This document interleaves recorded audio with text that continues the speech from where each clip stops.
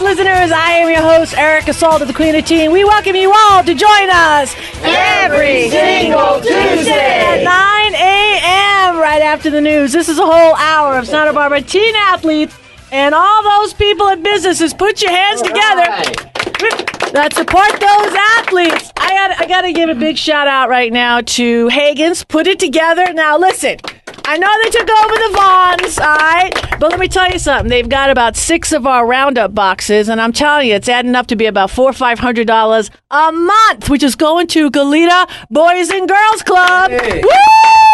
Change, baby! I love that place. It's awesome. So I got to thank Kirk, because he's the guy that made it happen. He keeps asking me for more boxes. And I'm like, we'll throw a side of pens in there because, the Teen Sports Radio pens. We've been, supporting all those stores with the pens. So you need some of those pens. Okay, Ronnie Aijian says he needs some of those pens. How you doing, Ronnie? I do. Yeah? Good morning. It's great to be here. The room's packed. We got a lot of people. And yes. I'm excited about my guest that we'll get to in a moment. Okay, fantastic. I just wanted to say hi to you and thank you for being here today. To your right, we have Juli Shulem. Woo! Hello, nice to be back. You've got an amazing piece of art. Now, okay, you're strutting in at the cottage, okay, and I just in awe by that. I mean, what I do is I get the $1.50 broccoli and the side salad so I could eat for under $4. And then I go to it's quite a museum they've got at Cottage Hospital. And the Goleta one just opened. Yes. And I got 2 pieces in that one as well. Put your hands together. Woo! So if you go to the hospital for any reason, you can get some good art. Yeah, exactly. Exactly. Well, Julie's a really good friend of Dominique's, and it was funny because we were in there visiting a friend, and I was walking by this piece, and it had nothing to do. I didn't even know who. I know you, but I couldn't get the connection. I was just looking at it. It's huge, and I was looking at it, and I go, and she's like, Julie. I go, I do. I go, Julie. She goes, we just went to her party. I said, Julie? She goes, yeah. I go, oh my God. I go, she needs to be a co-host. She's famous. So yes. Not famous. And a week later, you're a co-host. You got to upgrade the show. You know what I'm saying? Oh my goodness. Don't you love it? Don't you just love it? All right. To your right, we've got Dr. Scott Noble. Woo! How are you? I'm awesome. I'm not going to say I'm going to ever at 53 do the splits, but I'm telling you one thing. I could barely just, have that walk stride for about 8 months. And I was resisting because, that's what I do. It's not even under my sign, I don't know. But since now we have so many planets up in the cosmos, Dominique and a couple other people said, go to, he's right there. I look at you like twice a month. And then I go, okay, I'll try. And I swear, okay, for the last 2 days, I just been like a little Rice Krispies, like walking crunch. But then my stride is getting longer. There you so go. I thank you so much. Wow, I could hug you. Well, I feel so much better. So quick today. You were I am striding, and did you notice I ran in? It was awesome. It wasn't like dragging that leg. It was awesome. I don't know why people want to be in pain. It's almost stupid. You know what I mean? I just don't know why people do that. I think sometimes we expect it, and then when we realize that there's alternatives, and we get excited. Yeah. Kind of like you are right now. Yeah, no, I'm always like this. This is just me. Yeah, okay. All right, last but not least, I got a piece of my boy. He's my number 3rd son. I bought a nice mattress because I thought you were going to stay over, but now I hear you're not. You'd rather sleep in the garage. That's okay, though, Tommy. Yeah. Tommy Aijian, our very first teen co-host. I tell you, Erica, we got to knock out a wall pretty soon. I remember when the show was 4 people. I know. And now it's like the stock exchange floor in here. Everyone's crammed in here yelling. Don't you love it? Yeah, it's great. I love it. It's very your energy. I know. Well, so tell me what's going on with Tommy. Huh? I'm back. I'm not talking yet. Okay. Yeah, I'm back in town for just a couple days. I'm going on semester at sea pretty soon. So some kids will study abroad in one country. Semester at sea affords you the opportunity to stay on a boat for 4.5 months. Nice. And we're going to England, Spain, Italy, Greece. Apparently everything's 50% off in that country right now. Yeah. So that's nice. You can only get $60 out a day, so yeah. They call them cruises. So that's perfect. But yeah, so just kind of in town for a little bit and figured I'd stop by the old stomping grounds here and see how things are going. So, when we started this show almost 5 years ago, You were the first teen co-host. You were at Bishop. You were a junior at the time. Sophomore, junior. Sophomore. You were a sophomore at the time, and you really started something. So all of the teen co-hosts that we had after you, I mean, if you can go out there, because we're open registration right now for more teen co-hosts. Okay. What kind of value is that for you? Because you have your own radio show at Chapman. Mm-hmm. I mean, not right now because the studying abroad thing. Right, but, yeah. but you did. I did, absolutely. Okay, so like little stroke. Well, I'm because I have self-esteem issues. You can look at me right now. If you're considering doing this kind of thing, it looks absolutely stellar on college applications, that sort of thing. So people really like those unique-looking kind of opportunities to look at on college apps. So I'd highly suggest it, and did wonders for me. At Chapman, what are you doing there? Television writing and production. Woo! Television writing and production. That's right. Fantastic. I'm so excited. So listen, we have 1 minute left. And of course, Dominique Hackett just rolls on in. Dominique! Good morning, Erica. All right, you have 1 minute to say something amazing. Something amazing. Yes. All right, everybody, make it a day that you can roar about. Oh, okay. That's a good day. We like that. All right, that's a shorty sign. That means it's go time. This is Erica Salter. We got a big, big show. Stay tuned for more after these messages.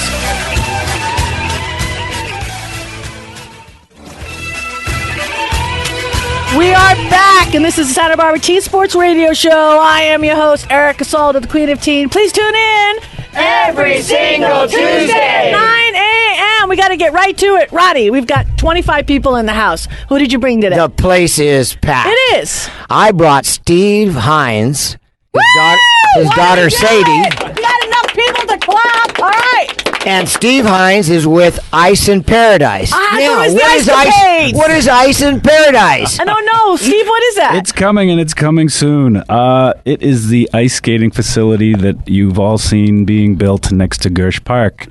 That we've been raising money for quite some time and is now coming to fruition.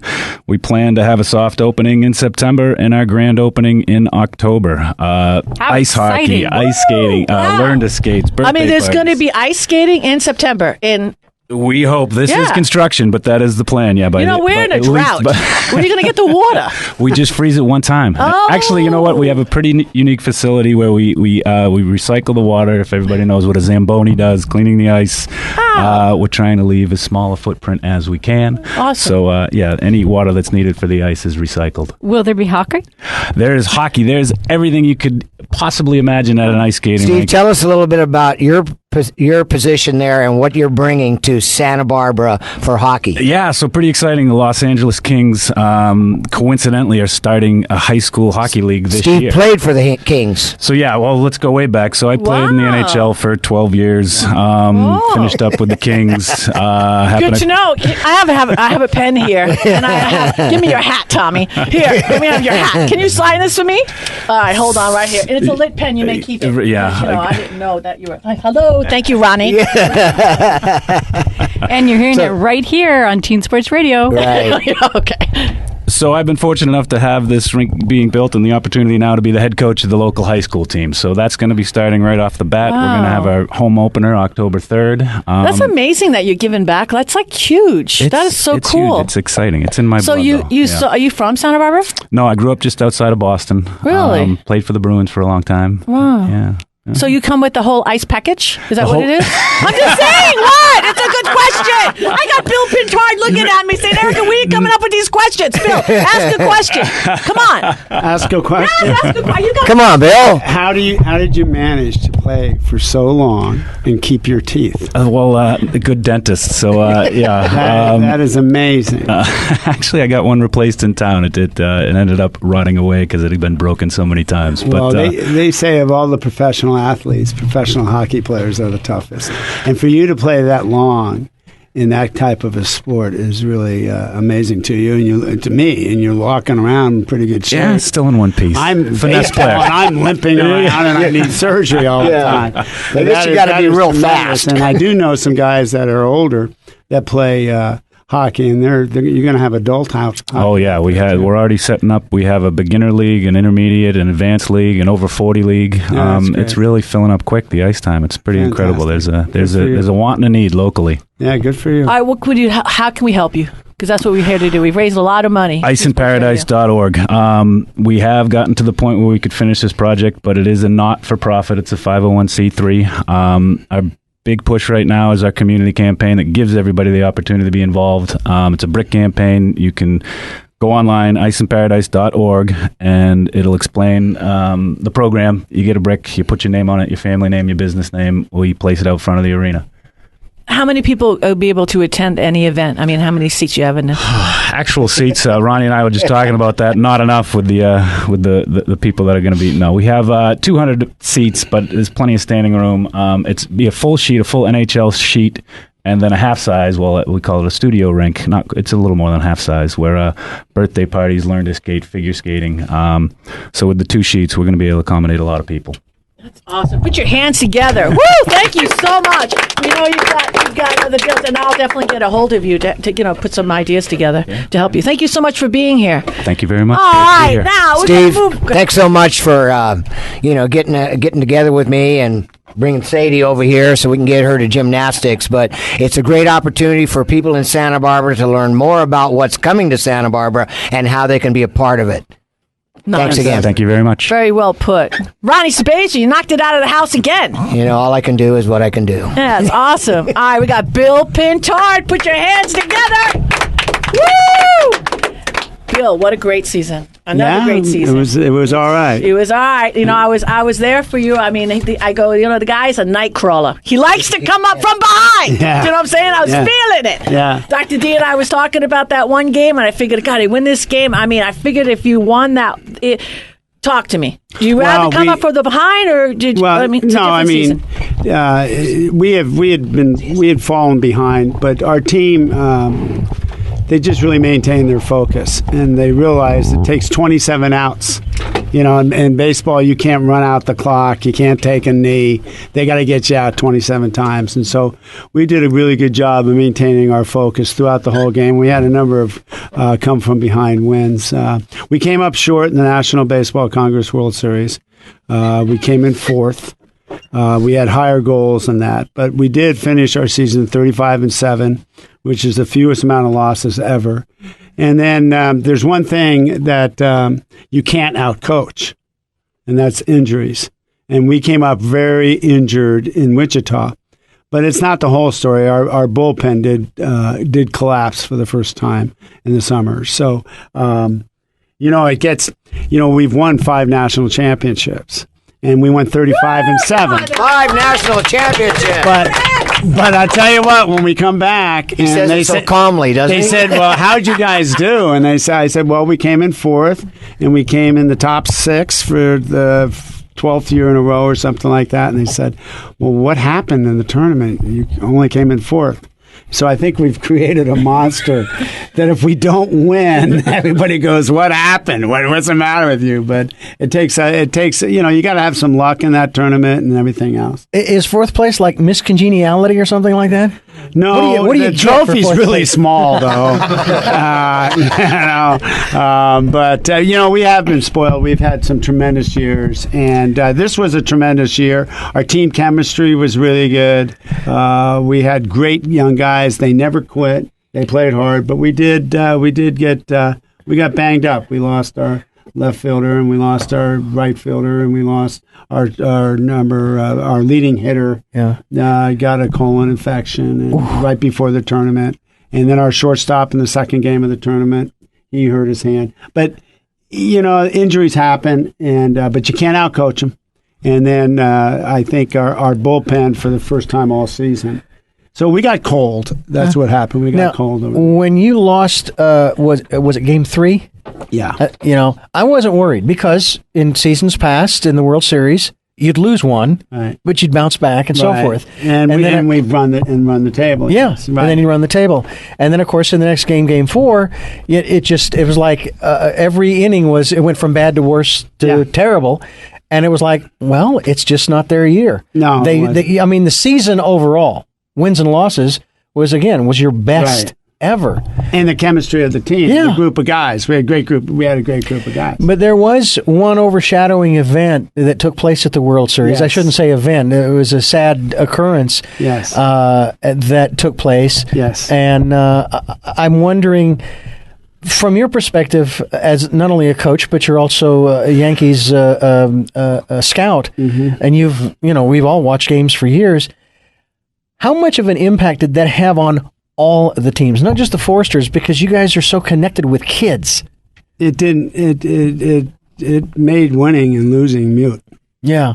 It didn't matter. Yeah. I mean, it mattered when we went out and played the game. Sure. But in the overall picture, there was something there was a pall over the whole tournament. Yeah. And that it was just go play the game for the beauty of the game.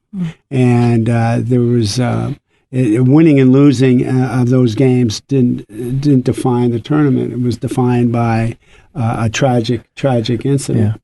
Yeah. Well, congratulations on putting together year after year incredible teams with awesome success. And great entertainment for the rest of us on the radio and the internet. Yeah, well, Jerry Fall does a great job. He does a great job. And like I said, the players never quit. We knew, well, heck, we had one of our players got injured the night before another player got injured the night before we started, Connor McManigal from Santa Barbara High. And he got injured and he couldn't go. So this was the highlight of the tournament.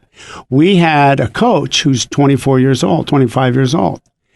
So we had to make a roster addition. So what did we do?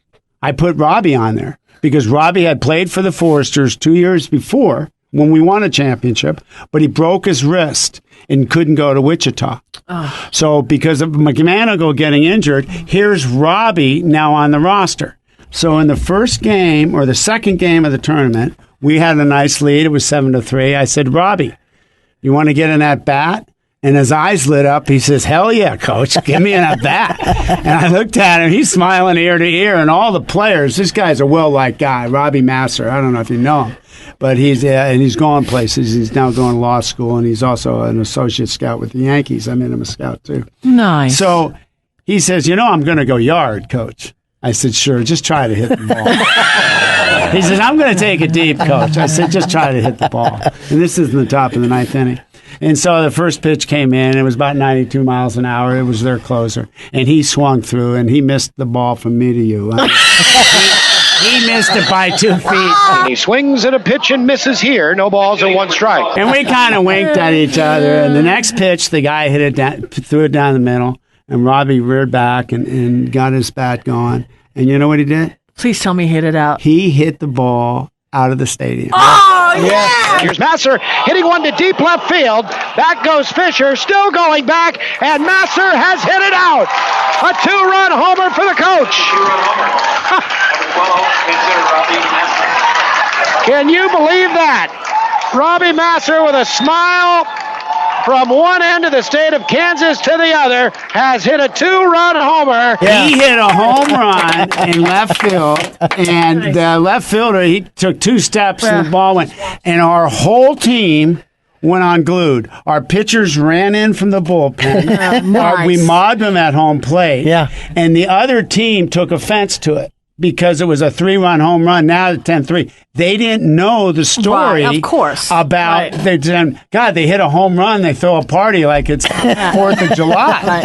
They didn't know the magnitude of it. And the Foresters are outside the dugout mobbing them. I mean, it looks like the Foresters just won the NBC World Series with the way they were mobbing them. But Robbie Masser just hit a 2-run homer to left. Oh, my goodness, are they going to have fun with that one? And they're going to have a lot of fun because they're now up 10-3. And Robbie got to see how much his players loved him. Yeah. And they mobbed him at the plate. And he was, you run around the bases, you're supposed to keep your game face on. He got to third base, and he started coming home. He saw the reception. He went ear to ear. And our on-deck hitter was Johnny Holland, kid from Mississippi State. He's from Atlanta, Georgia. He goes, Coach, I don't think I want to go up to bat because of what happened. And the very first pitch they threw right at his head, and missed him. And the second pitch they threw inside on him, and then I came out of the dugout, and we had a little bit of a scene. But we did apologize. I apologized to their coach after the fact and to the pitcher. That hey, this guy was a coach that hit a home run. I don't think it made their pitcher feel very good. That's so. But funny. it was a Forrester legendary moment in a season that we didn't have a great series. And then about that other incident with that young man, that poor little kid, the whole community supported him. His family handled it. And the Liberal team, the Liberal BJs, managed to play in that tournament and still showed up. And so it was a testimony to their coach and to their team and to the family that there wasn't people threatening lawsuits or anything else. It was a tragic event that happened during the course of the game. Is probably, I think a lot of us could learn from it because it's probably almost close to have happened at numerous other times. So. Hey, I want to give Steve Stokes a real quick. He wants to ask a quick question. Athletic director for Providence, Steve. Thank you. Got a question for Bill? Yeah, Coach. Year after year, the Foresters, they have a tradition of being successful, and I think that has a lot to do with the culture that you've built over time. I just want to hear in your words, kind of what are some of the important things that you've seen over the years to get your program to where it is today? Well, I think first of all, I tell our coaches, don't ever forget what it was like to be a player.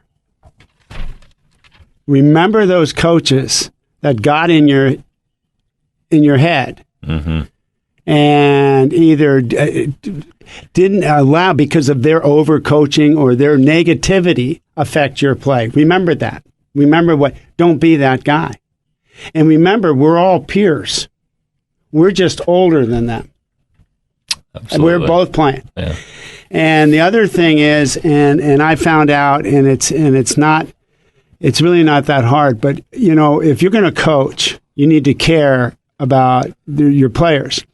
And I think if you look around this room, you'll nod your head. If someone cares for you as a person, not an employee or a student or a worker or something, if someone cares for you as a person, isn't it human nature that you care back for that person? It's the way we're wired. So we make a point as coaches to find out. We get players from all over the country, and we get probably 95% of our players are new players.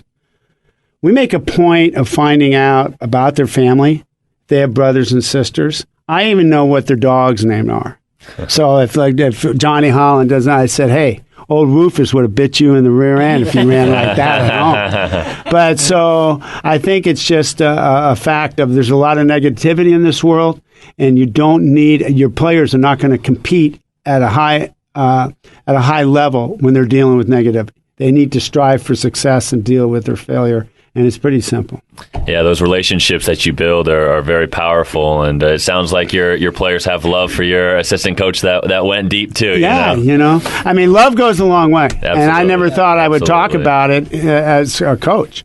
But we talk about it, and we also have the Hugs for Cubs, which is a totally different subject. But it's about the players giving back to other people, and it makes them be better people. And then they develop this bond for each other. And a team that is bonded together can achieve great things. Well, I got to say, all together, we love you, Bill. Thanks, Bill. We like you, Erica. I love you, man. And I wish I could. He picks up the phone when I call. That's it. He's like, I'm in a meeting with the New York Yankees. Hold on one second. I'm like, I'm shaking. Okay. I'm like, oh my God, I interrupted somebody. Erica, I know if I don't answer that phone call, you'll be calling me back. When you and the players roll through town at any given time for parades or anything, it's always great to see it. You could tell they're loving the game and they love being a part of this community. All right, it's time to check out. We got the go sign. This is Erica Saul, the Queen of Teen. We'll be back with more after these messages.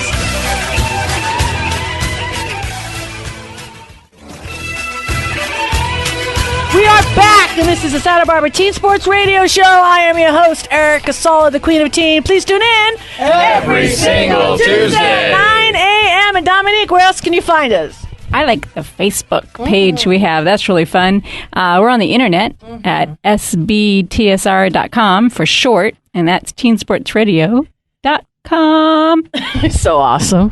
All right, Dr. Scott Noble, talk to me. He's sitting there waving. It's all about you right now. Hello. You get 3 whole minutes. 3 minutes? Yes. Well, then I'm going to jump Change into the my world. guest here. Change the world. You Change can the do world? it. Oh, gosh. No, you can. Noble Wellness Center can No do pressure or that. anything. Okay, well, then I'm going to cut to my quick message today. It's the difference between reaction and response.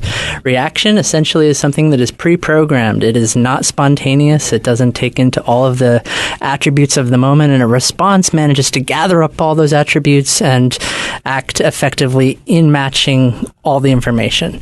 So when we pre-program ourselves, it's good to practice things, but not to do things strictly from a preset idea. That's also where the word prejudgment comes from. So I like it. So part of being authentic is being able to respond to the moment. Absolutely, as well as application in sports, being adaptable to the moment, actually taking in all the information at every moment and giving your best based on that. Nice. So who'd you bring? I brought Julian Lake, one of my favorite people in town. Julian is a alum of San Marcos High School, where he was on varsity wrestling for 4 straight years. He also began as a keto training at that time and has continued that up till the now. And in addition to studying martial arts, he's also been studying healing arts for the last few years, and I've had the great pleasure and honor to doing training with him to build up his myofascial release skills and other massage skills, and he currently works at the Wellness Center, the Noble Wellness Center. Nice. Woo! So, Julian, I'm going to start off here with a little question, since I noticed that wrestling and Aikido both have kind of a one-on-one type of sport. And, we've got mostly team sports in here, but how do you think that that's different? How are the people different? What attracted you to that? Well, the difference between a team sport and a solo sport is when you're by yourself, the struggle is really with yourself. And so wrestling is both a team and a solo sport. Mm-hmm. So you have to support your team, but when you get into the ring, all you have is yourself to count on. That's right. And did you think that was just the kind of person that you are, or what was made that attractive to you? Well, I've always been able to work well with groups, but I really wanted to be able to count on myself, mm-hmm. and use it as a methodology to gaining confidence and discipline. So moving on to Aikido, what do you think, because many people have a sense of this as a martial art but don't know a lot about it. Is there a little bit that you'd like to say that could help people understand it a little more deeply? Aikido, it's a very broad thing, but really it's a practice of body organization, and it's a practice of not resisting mm-hmm. what's going on in both your life and in the microcosm of the dojo, of whatever energy is coming at you. So being able to blend with things as they occur. And very much so what you said about either a response or a reaction. You're training yourself to learn how to respond to circumstances and not have a habitual reaction. Mm-hmm. When I think of Aikido, I think about flow, and that there seems to be a real flow. It's really interesting to me that you went from wrestling to Aikido, because wrestling, I think, is very active and dynamic. You're grabbing your opponent and wrestling him to the ground. Whereas Aikido, if I'm not mistaken, there's a flow, and your opponent is rolling away from you, essentially. In a way, yeah, there's strikes, pins, and throws in Aikido, but it doesn't rely on the same muscle power as I was taught in wrestling. And I wish I had learned a little bit more of the Aiki and Aikido, of how to blend with things when I was still in high school. But when you're actually practicing Aikido, you're not really using your muscles. You're really using the structure of your body. So that's why it takes years and years and years of practice to get down. That's a tricky thing. Can you explain that, Dr. Scott? Well, there's inherent power in different structures. For instance, there's no real straight lines in nature. So if we can train ourselves to work in arcs, it's just there's a natural flow there. You're not resisting any natural law. I mean, even light bends. So we got to wrap up. I got the scrunchy sign. Smushy. It's smushy. Yeah, it's not scrunchy. Oh, pardon. It's definitely smushy. It's smushy. Okay. Don't be changing the words. I stand corrected. Julian, is there anything else that you'd like to share with, say you could say something to yourself back in high school. Yeah, if I could talk to myself way back when, I'd say two things. Take care of your body, because you're gonna have it with you for the rest of your life. Nice. So take care of your injuries. Make sure you're sleeping well, drinking, eating right, having the right perspective, and then really use whatever art you're practicing, whatever sport, or even school or a hobby, as a mirror into the way that you do anything. Because how you do anything is how you do everything. Awesome. Thank you. So well put. Put your hands. How can, he's very old. How can we get a hold of you? Give us a number, because we got to check out for commercial. 805-705-7759. And if you'd ever like a massage with Julian, that's where he can be found. Thank you so much. It's Eric Casalda. We got to go. Stand by for these messages.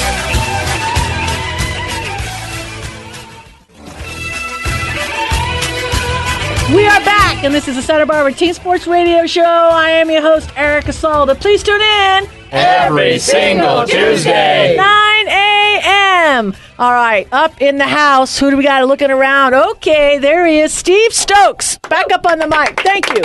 Thanks for having me. You're so invitable. How could look at that face? You think awesome?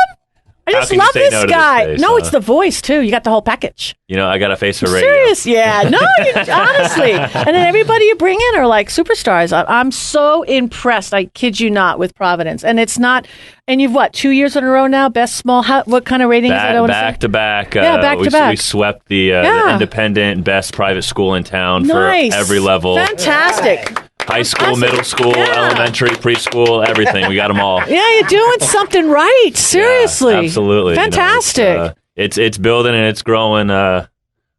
It's growing quickly. Yeah. Well, for a guy like you to move, I mean, let's be straight up. You came from a big powerhouse division. Yes. You used to, it's a different way. Yeah, okay. When you're absolutely. from a big D1 school, and then to give this given this opportunity, I don't want to even say where you are in your life. If it was a lateral move or whatever like that. But you are the athletic director at Providence, and you're also you're coaching the basketball. I coach correct? the boys basketball team also, and when I first got to Providence, you don't. The way I kind of thought was it's not for what it is, it's what it could be, and I mean all those visions that we have of success at Providence it's coming to fruition now, and you're seeing the fruits of all the labor, and the school's growing rapidly, the athletic programs are growing rapidly, and it's all a testament to the people that make it go, like the students here. They make the programs go, and we got two good ones here with us today. So did you seek them out, or did they seek you out, or was it like a mutual thing? You know how people talk. I don't know about I do a little talking now. Because of some of the success that we had at my previous school. Right. Some of it. I mean, you killed it. Yeah, we did. We crushed it a little bit. Yeah, definitely. Yeah, we were one of the best teams in the state, and I think as a result of that, you get some other opportunities that are presented to you every off season. And for years, I said, turned them all down, and there was something about Providence that had me hooked right away. And it's a testament. It's a testament to not, it's a testament to what Providence offers, and just the atmosphere that there is on that campus had me hooked right away. Really? Absolutely. And I think the community notices that too, as back to back best private school in town. Yeah. That doesn't happen by accident. Yeah, so nice. Well, what do you like best about coaching this year? This year, we had a pretty good year last year, and the fact that I get to go every day and work out with these guys and teach them and lead them, and they've seen some of the success that we've had in our program, and because of that they see what's possible, and the work ethic that they bring every single day to continue to get to that next level has been unbelievable, and it keeps it fun to keep going back and get to work with them. I feel like I missed a page here. So you came from where to Providence? I came from Royal High School in Simi Valley. Okay. Where I was the varsity coach there for 5 years. Okay. Went to a couple CIF championships, made it to the Final Four of the state championships. We had a pretty good little run there. Nice. We built that program up, but it was hard to leave because that was my alma mater. That's where I went to high school. There's that connection too. But like I said, there's a Providence. They sucked me in. They sucked me in, and it's one of the better decisions I've made. That's great. That's great to hear. And, the community probably appreciates you, and obviously the school does. What was that school's athletic history prior to you arriving at Providence? I think, it's a smaller school. There's only 70 students, in the high school at Providence currently. But like we said, it's growing. And so I think, there was I think the reason that Providence athletics never grew beyond, the basic stages, because there wasn't athletes that were, they were seasonal mostly. And I think it's now you start to have some success. They start to take athletics more seriously. And because of that, you've seen our basketball team grow and we moving on to much higher levels and starting to play against the big boys now. And Nice. It's fun. Do you think that's a culture that you brought to the school and that they wanted you for that position? I can give them the tools to do things, but the players are the ones that use them. Nice. And so, I've given the tools to the players, and they've gone out and they've used them, and they've made the most of it. So as athletic director at Providence, you've brought them athletically to the point they're at right now. Where do you hope to see them go in the future? What are your goals for the program? For the athletic programs... That was a good question, Tommy. That's why you pay them the big bucks, right? With our athletic programs, we want to we're an elite academic school, and we want to turn our athletic programs into elite athletic teams. And in order to do that, we've really done something that one of the first things that I decided to do was really invest in our coaches. And we're, building great leaders so that we can invest into our athletes as well. And I think, when the coaches feel like they're valued highly, I think you see that in what they give back to the players. And, we've asked our coaches to be more active in the community. And I think that that's another reason why you've seen some of our Providence athletics out there a little bit more, is because our coaches are doing a great job of being out in the community a little bit more and really in getting Santa Barbara just excited about Providence sports. Nice. You brought two athletes with you. We're going to go to break, but name them and then we'll go to break. We brought two today. We have two basketball players. We have Caleb Jones, who is a junior on the basketball team and the volleyball team. And we have Brian Sheets, who is also a basketball player and a volleyball player. So we have a couple very good multi-sport athletes Let's take here. a quickie little break, okay? All right, and we'll get to those two young men right after these messages. This is Erica Salda, the Queen of Teen. We'll be back with more after these messages.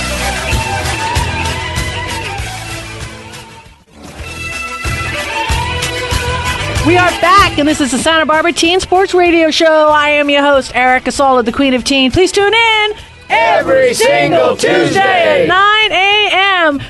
What I want to do is make a little intro here, Steve, as athletic director of Providence Hall. If the It's listeners, just Providence, no hall. No hall anymore. Get rid of that hall. We got rid of the hall. Just Big P. We're going bigger and better. Big P. That's all it is. Yeah, We don't have Big to say P. Providence. Just right? Hey, no. we're branding it, just the P. I like it. Yeah. Fantastic. Well, I mean, want a we're hat. really, exactly. I'll get you all swagged up. We like that. We love free here. Juli Shulem, I want to connect you guys, okay? Because I'll let her tell you what she does, but it's an amazing, and she's brilliant at it. And Julie, take it away. Oh, thank you. Welcome. Well, I actually work with a lot of college and high school students, and I am a coach, but of another kind. Nothing that involves a ball or any kind of They sport come in all equipment. ways, yes. So I'm actually an ADHD productivity coach. Oh, wow. So I help students to maximize their ability to have academic success. While you get them to be excellent in the sports arena, Yes. I get them excellent at life and everything that goes along with it, and specializing in those that have a little more difficulty due to ADHD or any other learning disabilities that they may be encountering. So That's incredible. It's awesome. It's fun. It's great, and I love sharing how to get a good start to the school year and keep going. So I work with them often for an entire school year to make sure that they've got everything in place. So that they can sometimes have the most success. challenging things are also the most rewarding. Yes. So Yes. I think I think you definitely understand that. So I get the coaching thing just from another perspective. Yeah. It's about tools, right? It's all about tools. I've always said that, with coaching, the basketball floor, we're teachers and the basketball floor is our classroom. And so, You Yes. know, yeah, I mean, it's the same thing. It's motivating, empowering, inspiring, Absolutely. and educating. I have ADD. I'm just saying. Well, I didn't know if anybody knew. You actually had to announce that. I just wanted no everybody idea. to know that. No, it's just, well, I think it's a cool thing, actually. It is a cool thing. Yes, It's awesome. I think so. Yes. The most important thing is understanding it and knowing how to work with it. Yeah. My question is, what would you tell students who are either undiagnosed or are wondering whether or not they have ADHD? If they have a or diagnosis, something? Yeah. they're sitting in the wings. If they're seriously suspecting, it's a good idea to get a diagnosis and to have it addressed. Not that they need to go on medication or anything like that, because that's not always an alternative. That's really a good idea. It depends upon the person, because there's so many alternative options. But if they are struggling and it is really an issue, and then they have a diagnosis, it's on their record, that actually helps them get accommodations when they're in college. Mm-hmm. You get them in high school, of course, as well, but that stays and carries, and it has no negative impact on your getting into a college or the classes you get or anything like that. So there's no negative fallout, but there is definitely some positives. And where would you go for that diagnosis necessarily? There are professionals in all areas, and you can just find me and I'll set you up with them. But I know people that do that kind of assessment. Fantastic. Yeah. All right, Juli Shulem. Woo! Yeah. Thank you, Julie. All right, boys, we got the boys up on the mic. Why don't you get up, introduce yourself? Brian Sheets. Brian! Woohoo! Yeah. Thank you for being here today. Glad to be here. Yeah, we really are. You nervous? Don't be nervous. I'm fine. They see all this sweat coming down. It's just like 150 degrees in here. So These guys do not seem nervous. No, they're clutch. They're clutch. So tell me, we have Tommy Aijian here to your left, and who graduated from Bishop. So I get the whole small school thing. I mean, Tommy, when you went to school, they were what, like 250? If that. Yeah, maybe. Okay. So why Providence? Well, it seemed like a great option when I was looking. I went to public elementary school, had many friends, but I saw the unique opportunity for sports to be able to play varsity level like my brothers. Both my brothers went there to Providence. Nice. So you're saying, I mean, as far as though the caliber, because I mean, you had an elite girls basketball team a few years back. I mean, I think they lost in the championship. They lost the championship, right? But they were right to the championship. 2012, they lost in the CIF championship, and then in 2013, they went back and won it. Yeah, woo! I remember that. That's right. about. Yeah, fantastic. We're hanging banners at Providence. That's it. Nice. I hear that. All right. So what your two sports are? Banners, right? Volleyball and basketball. Okay, so, and you got this, your coach behind you, Steve, that makes you run line sprints. He's looking right at you. So how would you rate him as a coach? We get down and dirty here on the show. Out of 10? Yeah.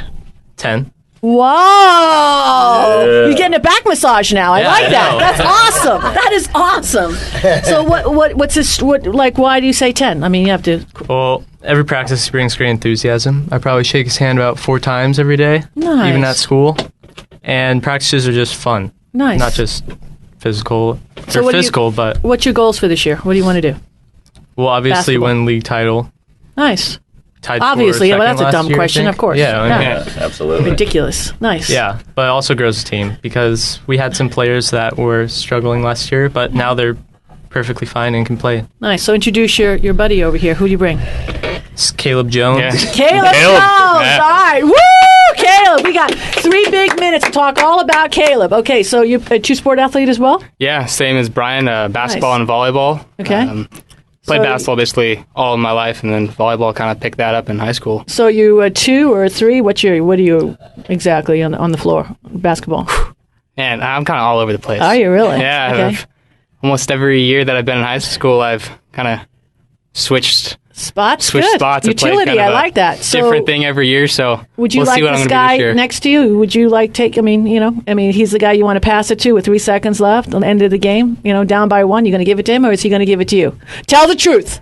I don't know. I totally Tell trust the this truth. guy. Don't lie. I'm looking at both of you. I can tell Brian here's those got micro cues. I can tell who's telling the truth. He's got a great stroke. I mean, he's puts it in the basket and it's great long range. I definitely trust him. Okay. So defense. Who's a better defensive player?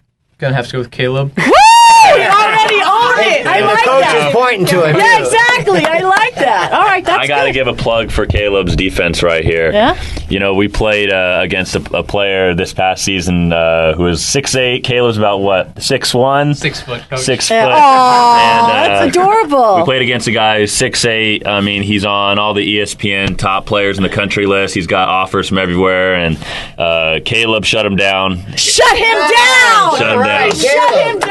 I think he only scored 8 in the game, and I think he held them scoreless in the fourth quarter, and we ended up beating them because of it. And Did you pick him? Did you pick him? Tell me you picked him. Did you pick him? No, he's a little big. Yeah. Okay.